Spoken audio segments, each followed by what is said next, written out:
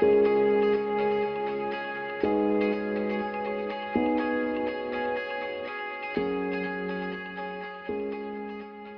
folks, I'm Jack Kennedy and welcome to week 6 of Farm Tech Talk. At the outset, I'd like to acknowledge the support of our sponsors, Ornua, FBD, MSD Animal Health and Bord Bia. I'm delighted today to be joined by Katrina Morrissey, our news editor, Phelim O'Neill, our market specialist, and Justin McCarthy, the editor and CEO of the Irish Farmers Journal. Guys, another good week in terms of a lot happening out there, I suppose, in terms of news. Katrina, I might come to you first in terms of your front page story. I see Bord Bia are just about to roll out or talking about rolling out a new sustainability program. Give us a flavour for what's happening there. Yeah, Jack, as you say, this was our front page story this week, something that will affect practically all farmers in the country who are familiar with the Bord Bia audits already. And we found out that Bord Bia is planning a kind of a bigger scheme that will be mainly climate driven. And it will build on the existing quality assurance audits for dairy farms, beef farms and sheep farms. And farmers then will earn carbon credits under this new program, which is in the pipeline for later this year. Yeah, so it struck me as a kind of an overall positive story in terms of trying to bring together the various bits and pieces that are happening at farm level in terms of inspections and the good things like discussion groups and, you know, all the kind of space, all the pieces that are happening in that space. So when I saw your story, I said I'd have a chat with Mick Houlihan from Bord Bia. Mick is in charge of the overall quality assurance aspect of it, I suppose, that sector within Bord Bia. So I just put it to him about this new sustainability program in terms of what's happening and what stage it's at. Let's hear what Mick had to say. What that program is about is not about reinventing the wheel or coming up with a new initiative, but it's about trying to quantify what's happening across the industry with all the various different initiatives that are out there, you know. So whether, you know, that's these are programs that exist that are run by the department, that are run by Teagasc, are run by industry. There's an awful lot of good stuff happening out there, but I suppose the challenge is that, you know, it can be hard to kind of quantify what's happening when it's happening in different programs operated by different organizations. So the farm sustainability program is about trying to kind of bring all that together so that we can generate a national view or a national picture of what's happening in terms of sustainability on farms here. So it's putting I suppose it's aggregating all that good work up to quantify what's happening nationally, and again be able to use that then to demonstrate that the positive attributes of the industry here from a sustainability perspective. So look, we've been having discussions, I suppose, with the department, with Teagasc, with other agencies like ICBF, Animal Health Ireland, and so on, and we've also talked to industry to some extent about this. It's been discussed at the boards within Bord Bia as well.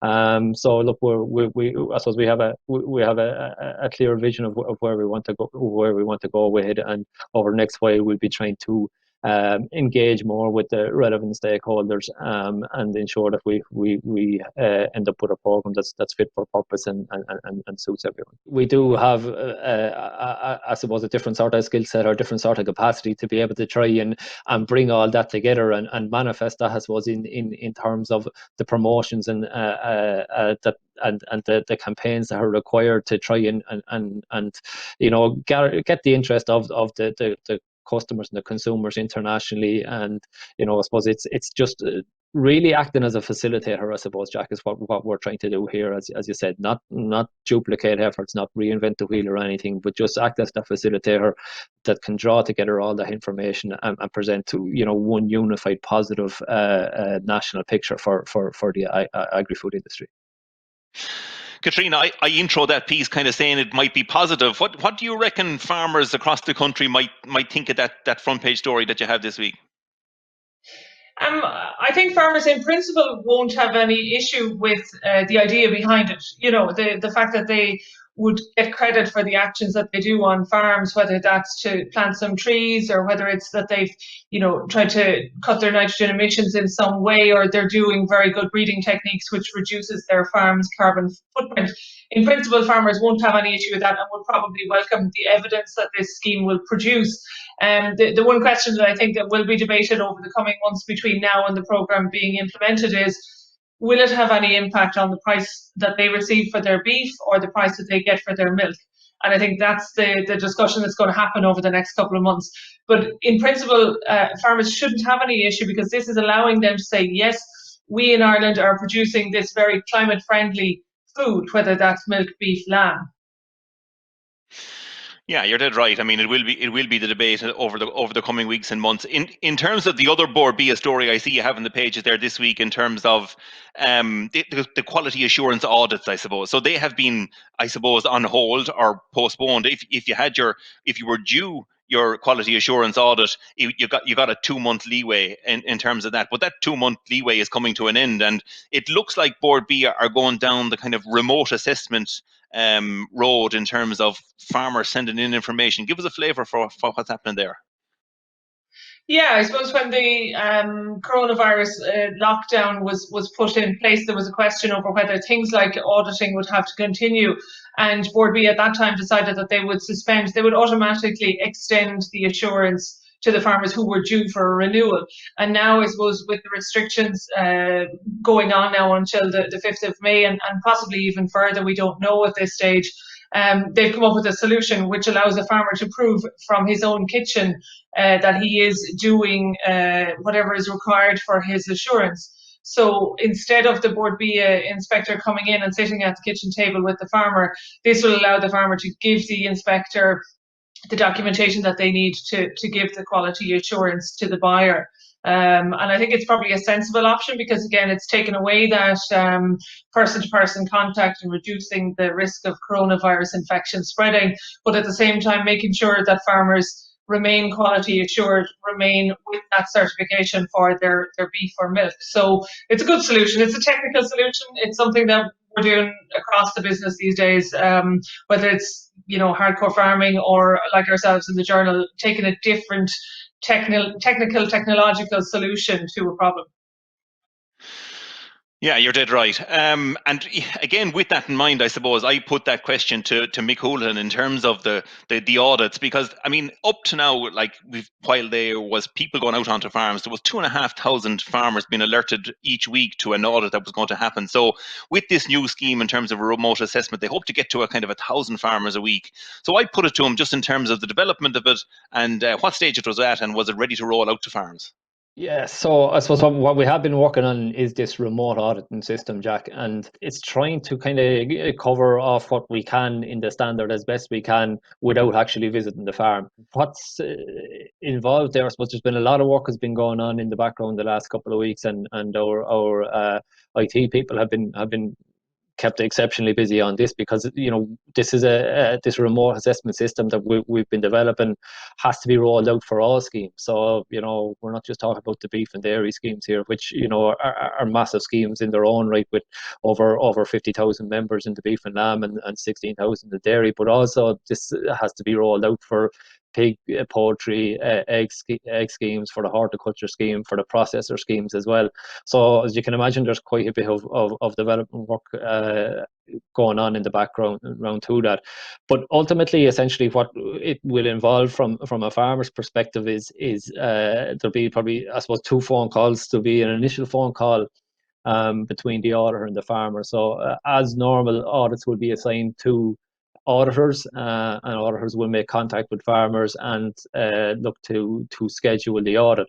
So the difference is, in this case, when they're scheduling the audit, they're not scheduling a farm visit, they're scheduling a call at a later date. The reason that there's 2 calls involved is that between that first call to schedule the audit and the actual audit phone call itself, we'll be looking for farmers to upload some evidence or provide some evidence of their conformance with the standard.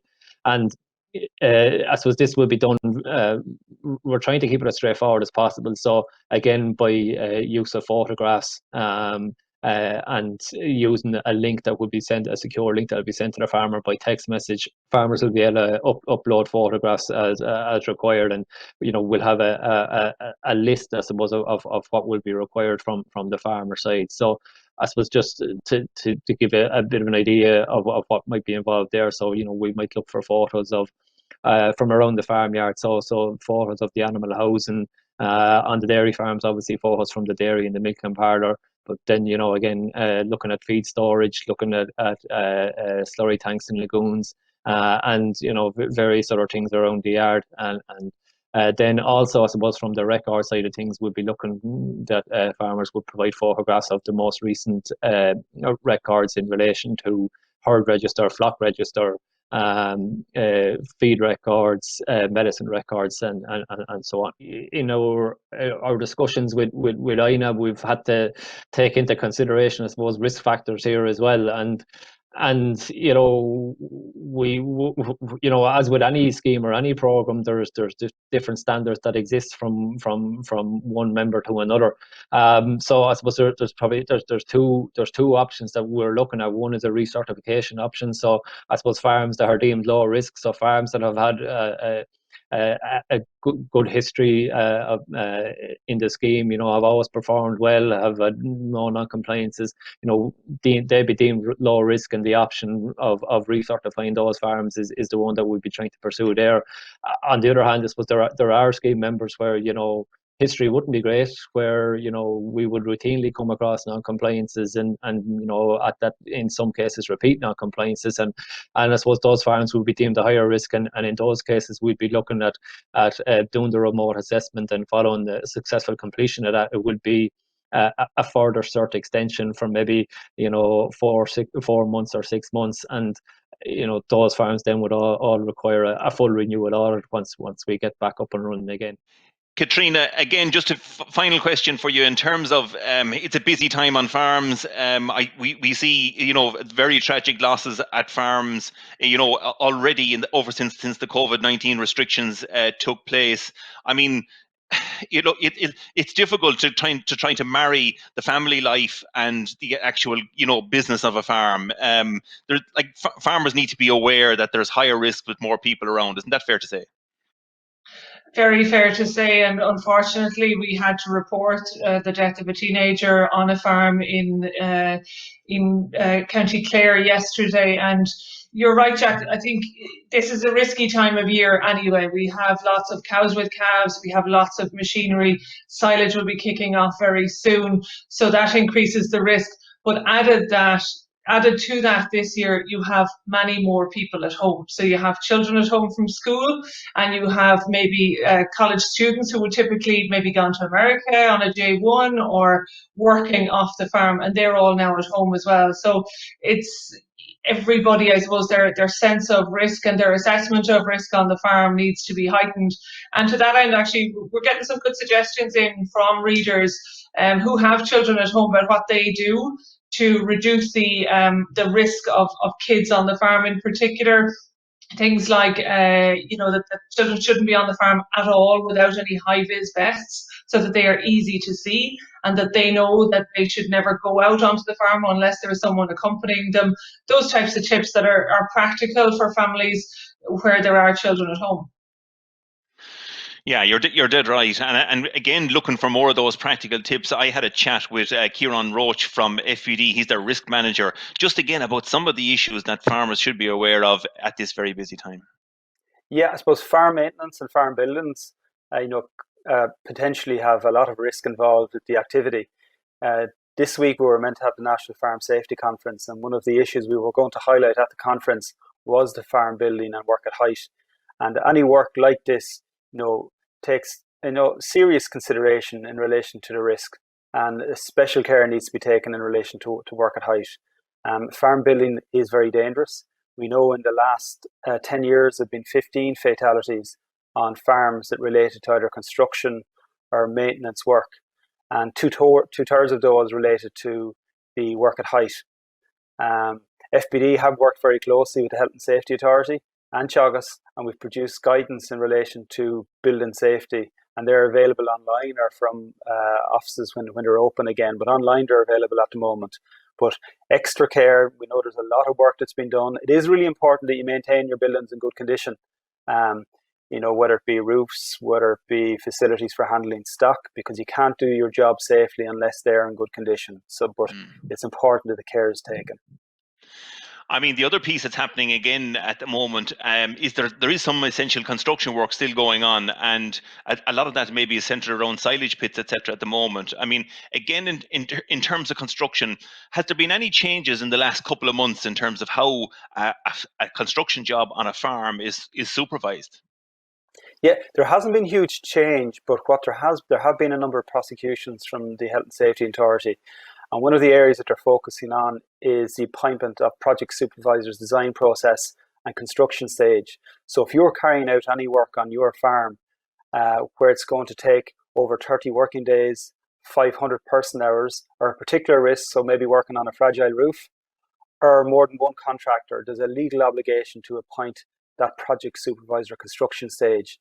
And that's the person who's responsible for managing safety on the site. So they put in risk assessments, method statements, ensure that that excavations are done properly, that if you're working at height, there's safe working platforms. So they ensure that the whole process is done safely and people working on the site are competent to know and understand the risks. And does that project supervisor then take responsibility, Ciarán, or is it still the I suppose the onus is still on the person that's carrying out the construction, or how does that piece work? Yeah, well, within legislation, the client in this case would be the farmer. He has an obligation to appoint a project supervisor. And once he appoints that person in writing, they take on the responsibility in relation to that. And obviously the contractors that he would use would have a responsibility for health and safety on the site as well.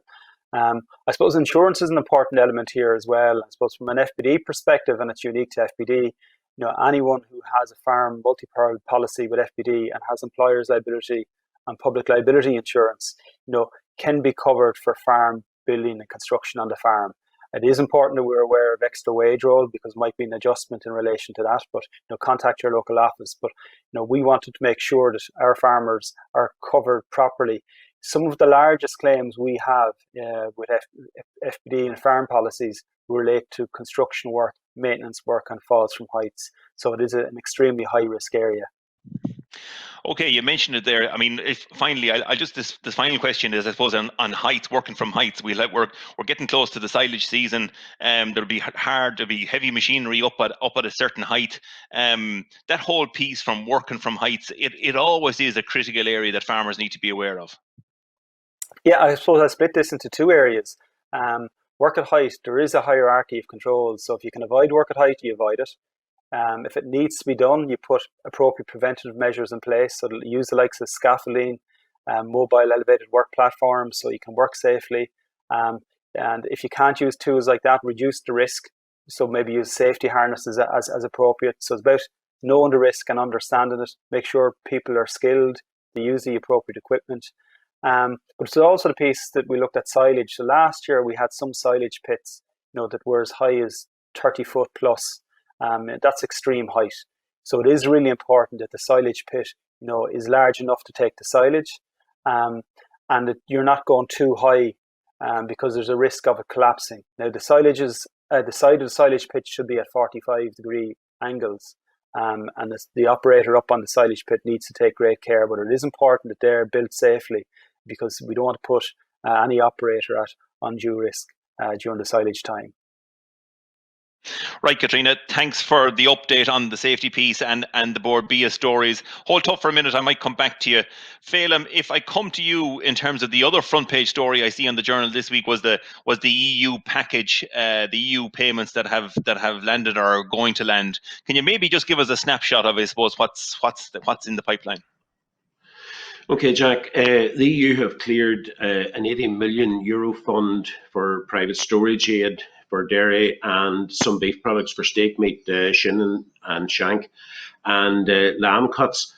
€80 million sounds a lot of money when you think about it, but the reality is when it's spread across the entire European Union, it'll amount to a very small amount and it'll have very little benefit to Irish farmers. It'll work reasonably well in the dairy sector, But Ireland, in terms of the cheese quota, there's 100,000 tonne across the European Union. The EU 27 plus the UK, they're still eligible if they choose to take part in it.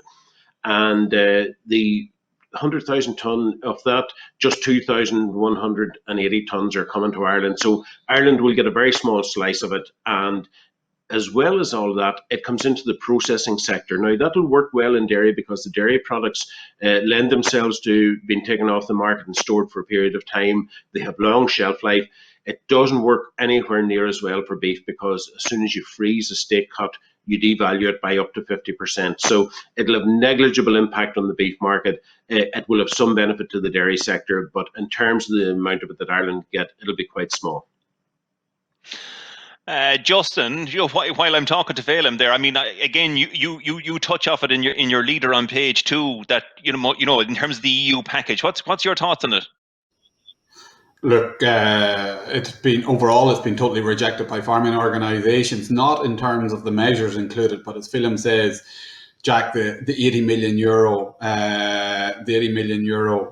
funding, like even if you take a rudimentary and divide it across 27 member states, it's a little over 3 million a member state, and that's if it was to be divided as crudely as that. It'll make very little impact in terms of to the crisis. And just to put it into context, Jack, as I said in the editorial, farmers slaughtering cattle at the minute are typically losing 250 euros per head. Adam Woods gives an example of bulls slaughtered off the farm in Tullamore this week, and compared to two years ago, the bulls are coming into nearly 300 euros per head less, and that's out of a low margin business. So it just shows the impact that this is having at farm level. And also in the context of dairy, and Dairy Industry Ireland brought out a report and talked about losses of 840 million in Ireland alone. And for the European Commission to come along and bring out a scheme, which the principles in terms of dairy and for private storage aid are fine, but the level of funding that's been provided for it is just is not even near the ballpark of where it needs to be, Jack. And look, it's a further example, I think, of how agriculture and the financial damage that's been done to agriculture through COVID-19 is actually being ignored at European level. And as I said in the editorial, there's no doubt that attention is now going to focus on Fine Gael, Fianna Fáil, and whoever the next government formation, whatever form it takes, is what measures they are going to take at national level to support the income of farmers, because something has to be done, or in particular our beef industry is facing a very, very uncertain future. Phelim, to jump back to you on staying with the EU payments, I mean, is there likely to be much kickback from Brussels or whatever, or is there likely to be changes, or what kind of can you see happening kind of in the next couple of weeks? I think this last few weeks and the amount of time that it took Brussels to respond to this reflects, I suppose, the weakness of the structure of the European Union. And there's great division there between Northern European states and Southern European in terms of how they will fund, if you like, the wider issue of the COVID-19. But just to put a little bit of context on the money again, that 80 million scheme that's spread across the entire European Union, we had a scheme last year, the BEAM scheme, and it was widely criticised at the time. There were flaws and it was far from perfect, but the reality, it had 50 million euro of European money for Ireland alone. So I think this just puts that in context. The other thing that we need to keep in mind here is looking at the United States, and again, President Trump's widely criticised, but he certainly looks after farmers. They have dedicated a $19 billion scheme to support their agricultural industry, 16 billion of which is going direct to farmers themselves. So, and again, interestingly, the American Farm Bureau, Justin mentioned there about how it's been criticised by the farming unions here, rightly. The American Farm Bureau there, they used the term, they applauded it. It's not just that they welcomed it, they applauded it. So I think that puts it into context where the European Union is. It's a very difficult time for European Union, for the United States, the entire world, of course, with COVID-19. There's the wider public health issue. We can't ignore that. But the reality is farmers are very far down the pecking order here. Phelim, I'll come to you first on the Commissioner's performance. I mean, so I see you have a piece there this week. Justin, I'll come to you in a minute on this as well. But in terms of the Commissioner, the new Agricultural Commissioner, how has he performed in the last 100 days, or what's your synopsis on it? He's now 139 days, I think, into his new job, and he had big shoes to fill, very much so in coming after Commissioner Hogan, who has now moved on to trade. And he's from the Farmers' Party in Poland, which you would have thought gives him the basic grounding that you need to be an EU Agriculture Commissioner. It does look at this stage, 138 or 9 days in, that he is somewhat lightweight. The very first thing I think that would have given cause for concern in him, he lost control of part of his portfolio. The theme of this commission for the next 5 years is a green commission. The Green Deal is what underpins it. And what the agricultural element of that is going to be the farm to fork strategy. Now, he has lost control of that. That has gone to the health commissioner. And the very fact that an agriculture commissioner loses part of his portfolio at the start, it's not a good start. Throughout this whole issue and over the recent weeks, there's been some flexibility in terms of how existing monies are allocated. But his mantra was basically that there's no money there. We didn't get to the stage of agreeing a budget back in February, but when that was on the table, agriculture had been pulled down to below 30% for the first time ever. We thought it was bad last time round. It was around 38, 39% of the total budget. So he has a lot to do. He has a lot of ground to make up. He's only 139 days into a 5-year term. He can turn it around, but at this stage, he's not highly regarded as a heavyweight in the Commission in Brussels, and he has it all to do, and certainly is very much in the interest of Irish farmers and European farmers that he gets on top of his brief quickly. I mean, it's interesting, Phelim. Like, I mean, he needs to hit the ground running soon enough because he's into championship mode very soon now, especially with this coronavirus pandemic that's sweeping the world. Justin, your thoughts on the leadership piece, I suppose, within the EU and within Brussels and within, I suppose, the Agriculture Commissioner's brief? Well, look, I think Phelim has detailed in terms of the difficult start that the Commissioner has had, and I would echo those words. I suppose, Jack, where I have a number of concerns now is, and just reading the details from the EU leaders meeting last night, there was a lot of talk about reworking and reframing the multi-annual financial framework, e.g. the European budget for the next 7 years. And as Phelim says, agriculture is already taking a battering in that in terms of the amount of money available for the Common Agricultural Policy. Reworking and reframing of the multi-annual financial framework, or the MFF, spells a serious concern for me in relation to if you look at where that reworking of it could be, is it a reworking of money? As interestingly, John Bruton warns in a piece in this week's Farmers Journal that the CAP budget could come under pressure in terms of the prop up COVID-19. And I think that is a huge concern, and it's a huge concern given that we have what appears to be a Commissioner for Agriculture that appears to carry very little weight within the College of Commissioners.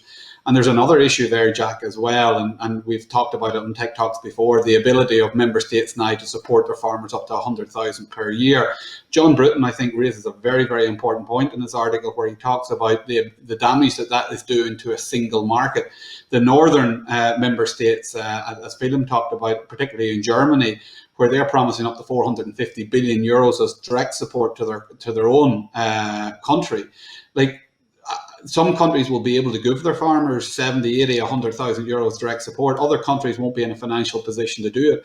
So whilst the freeing up of the state aid rails looks appealing, it really does question whether or not we're still in a single market. And that's one of the biggest issues that was always discussed under Brexit. If we have farmers in certain countries getting huge levels of support from member states, from national governments, and other countries getting very little, well, it does question the whole future and integrity of the single market. And also then, following on from that, the fear that I would have over a reworking of the MFF in relation to getting COVID support and the impact that could have on the CAP budget, and the risk that we face as an industry in relation to having what appears to be, as I say, a commissioner with very little influence within the College of Commissioners. But Justin, does it come back to, I mean, there was countries at different stages in terms of the development of agriculture within the various countries. I mean, at one stage, Ireland, needed that investment from the various, funds within Brussels and got it. And the same with the Austrias, the Germanys, the French country, like they needed and were able to put a lot of money into it. Like, does it depend in terms of where a country is coming from? we can't all be equal. There are real differences between countries and the different stages of development. Like Polish agriculture is at a very early stage, I'd say, in development, whether it's on the dairy side or on the tillage side. Huge resources, but at a very early stage in terms of development. But remember, Jack, one of the fundamental bases of the single market was very strict regulations around state aid. And that's one of the big concerns around Brexit. When the UK is out of the European Union, will it be able to give UK businesses state aids that would exceed what's available in Europe? So state aid rules were a very important part, and under the de minimis rules, which are only a couple of years ago, was that limited to farmers could only get 15,000 direct from member states over a period of 3 years. Now we have that's totally cast aside, and there's up to 100,000. And of course, there's some countries where agriculture is a very part of their economy, like in Ireland, and there's other parts of Europe where it's not so much. In terms, Jack, if we just look at Ireland and look at our own case for the minute, look, if the money, which it doesn't appear to be, is going to, and the support for farmers is going to come from Europe, well, then attention does turn to national governments, and we have to use that flexibility. But there is going to have to be a serious lobbying done of national government, and as we are in government formation talks at the minute, in terms of getting commitments, particularly from the two main parties, Fine Gael and Fianna Fáil, in relation to if they are in the government. I think now is the time for farmers to be asking them, well, what level of support? We are in a fortunate position, and it should be acknowledged, given the prudency of the previous government, that we can borrow money at very favourable rates, and that is an important position for us to be in. There is ability for the government to borrow money if it wants, if there's a political will to support farmers, and I think it's behoven on the industry to make clear to government the serious economic crisis that there is out there, particularly on beef farms, and potentially coming down the tracks further on dairy farms. Okay, Katrina, to finish up with you, in terms of what's coming down the line, obviously that EU piece and those payments, etc., will be high on the agenda for the next week or two. What else have you in the pipeline? We'll say, I suppose that's making the news and that will be in the news in the coming weeks. Yeah, I suppose looking ahead to next week's paper, we'll obviously be following up on the reaction to the Bord Bia new programme, the climate-driven programme. We'll be looking a little bit closer at the Department of Agriculture's figures on TB. In particular, it seems to have increased a little bit in County Galway in comparing Q1 this year with the end of 2019. And online over the weekend, we'll be following those government formation talks with a particular interest, I suppose, in what the Green Party is looking for from Fine Gael and Fianna Fáil, which is obviously of huge interest to farmers. And on a lighter note, Jack, we're getting some great photos in from readers of what's happening on their farms in the coronavirus lockdown. And we're always welcoming photos from readers. They can send it to us on ifj.ie/farming stories. Right, super stuff. Right, folks, we've had an action-packed programme. I'd like to thank Katrina, Justin and Phelim, as well as our contributors Mick, Houlihan and Ciarán Roche. Look, there's a lot happening in this space. There's a lot happening, I suppose, on farms around Ireland. We also have a breeding special this week in terms of what's happening on dairy and suckler farms, I suppose, right across the country. So we talked to Aidan Brennan, Adam Woods and Darren Carty on our breeding special this week, because it's late April, breeding is starting or going to start in the next couple of weeks on most farms. So we have a breeding special. So tune into that and watch and listen in terms of what the experts are saying in terms of what's happening in the field. So folks, with that, again, I'd just like to kind of, I suppose, acknowledge the support of our supporters, Ornua, Bord Bia, MSD Animal Health, and FBD. And stay safe and safe farming.